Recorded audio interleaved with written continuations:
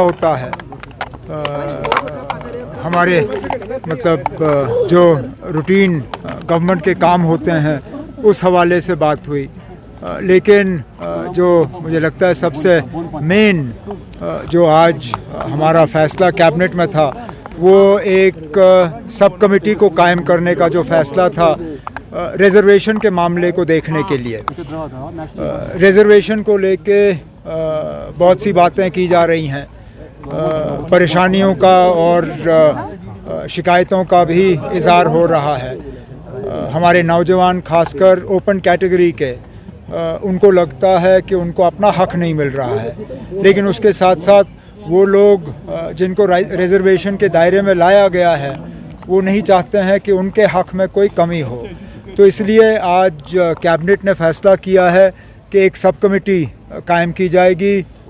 उस cabinet sub committee में 3 honourable minister होंगे और उन्हें कैबिनेट ने ये कहा है कि वो एक होलिस्टिक व्यू इस रिजर्वेशन के मामले का लें, वो ये देखें कि अभी तक क्या हुआ है, हाल ही में जो सुप्रीम कोर्ट के इसमें आदेश हैं उनको लेके हम क्या हमने उनको जो है उससे आगे गए हैं या हम वहीं तक हैं, और आगे क्या फ़ैसले लिए जाने चाहिए ताकि किसी का हक जो है वो छीना ना जाए, लेकिन इंसाफ सबसे हो। तो इसके लिए कैबिनेट सब कमेटी अब बनाई गई है, उन्हें वक्त दिया गया है, वो अपना रिपोर्ट जो है कैबिनेट के सामने पेश करेंगे और उसके बाद हम कोई फैसला इसमें कर पाएंगे। उमर साहब, क्योंकि माशाल्लाह 5 साल की गवर्नमेंट है लोगों की फलाह व बहबूद के लिए, अभी से कहेंगे कि 1 महीना हो गया क्या क्या असर करने, ये मौजूद नहीं होगा। लेकिन एक बात ज़रूर पूछना चाहेंगे, क्योंकि जो रेजोल्यूशन नेशनल कॉन्फ्रेंस का मंशूर में था इसी पर बुनियाद है, उसका किस तरह का रेस्पॉन्ड है गवर्नमेंट ऑफ इंडिया की तरफ से? दूसरा जो हमारे प्रिजनर्स हैं उन पर छोड़ने की कोई बात उनसे प्रिजनर्स को छोड़ने के लिए तो हमें रियासत चाहिए, क्योंकि फ़िलहाल security, policing, law and order ये मरकज़ी हुकूमत के दायरे इख्तियार में है, ये एलजी साहब संभालते हैं। लेकिन उसके बावजूद जहाँ कहीं हमने पुलिस की इंतज़ामिया से बात की है, उनसे हमने कहा हुआ है कि इसको दोबारा से देखना होगा, ख़ासकर जो क्या कहते हैं इन चीज़ों को, वेरिफिकेशन के मामले में जिस तरह लोगों को तंग किया गया था, जैसे मैंने असेंबली की तकरीर में कहा था, जिस तरह वेरिफिकेशंस को एक तरफ से वेपनाइज किया गया था, उस पर काफ़ी हद तक एक रोक लगाई गई है। आगे भी इसमें थोड़ी और नरमी होगी, लेकिन जहाँ तक लोगों को जेल से छोड़ने की बात है, उसके लिए पहले दिन से हम जम्मू कश्मीर को दोबारा रियासत का दर्जा दिलवाने में हम लगे हुए हैं, क्योंकि हमें मालूम है कि कुछ ऐसी चीज़ें जो लोग चाहते हैं उसमें कुछ प्रोग्रेस हो, वो हम यूटी के ज़रिए नहीं कर सकते।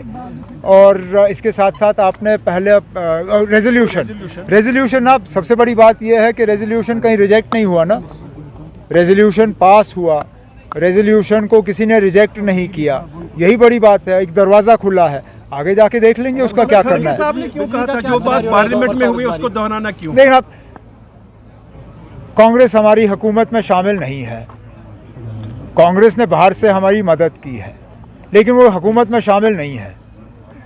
अब ये हुकूमत ने ये रेजोल्यूशन लाया है, इस रेजोल्यूशन को मां सिवाय बीजेपी के तमाम मेंबरों ने उस वक्त पास किया, उसमें कांग्रेस भी शामिल थी। अब जाहिर सी बात है कि महाराष्ट्र और झारखंड में जिस तरह बीजेपी ने कांग्रेस को निशाना बनाया, ये पहले तो उन लोगों को जवाब है जिन्होंने ये कहा कि इस रेजोल्यूशन में कुछ है नहीं। अगर इस रेजोल्यूशन में कुछ नहीं होता तो वज़ीर आज़म साहब और होम मिनिस्टर साहब इस रेजोल्यूशन का बार बार जिक्र क्यों करते? जाहिर सी बात है कि इसमें कुछ है। अब कांग्रेस की मजबूरी बनी कि वो थोड़ा सा इसको डाइल्यूट करने की कोशिश करें, लेकिन उनके कहने से कुछ डाइल्यूट नहीं होता।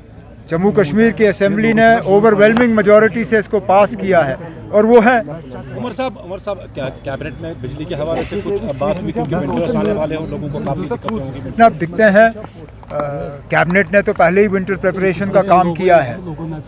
बिजली की कटौती कम हो उसके लिए मैं खुद दिल्ली में पावर मिनिस्टर से मिला, उन्होंने कुछ एडिशनल कोटा जम्मू कश्मीर के लिए सैंक्शन किया है, लेकिन हमें इस चीज़ के लिए तैयार रहना होगा कि सर्दियों में कटौती होगी, सर्दियों में कट्स होंगे। लेकिन मैंने डिपार्टमेंट से ये कहा हुआ है कि जहाँ जहाँ बिजली की चोरी कम हो, जहाँ जहाँ बिजली की फ़ीस जो है उम्मीद के मुताबिक हमें मिले, वहाँ कटौती कम होनी चाहिए, वहाँ लोड शेडिंग कम होना चाहिए। और उम्मीद की जाती है कि इस साल सर्दियों में लोगों को थोड़ा सा इसमें इम्प्रूवमेंट नज़र आएगा। किश्तवाड़ में लोकल्स को टॉर्चर किया गया, जो बड़ी बदकिस्मती की बात है और अफसोस की बात यह है कि हमारे लोगों ने कुछ भी नहीं सीखा। ये पहला हादसा नहीं है ऐसा जबकि लोकल्स को किसी पुलिस कैंप में बुला के उनके साथ मारपीट नहीं हुई। ये तो अल्लाह का शुक्र है कि ये सारे जो हैं ये मतलब अपनी कीमती जानें नहीं गंवाई, नहीं तो इससे पहले हमने वो हादसे भी देखे जहां लोगों को पुलिस के कैंप में बुला के टॉर्चर करके वो अपनी कीमती जानें गंवाई। मैं उम्मीद करूंगा आर्मी के तरफ से कि इसमें कोई नरमी ना दिखाई जाए, इसको एक ट्रांसपेरेंट तरीके से इसकी इन्वेस्टिगेशन होनी चाहिए और जो लोग इसके लिए ज़िम्मेदार हैं अगर उनके खिलाफ सबूत उनको मिला तो उनको फौरी तौर कोर्ट मार्शल करके उनको सज़ा मिलनी चाहिए।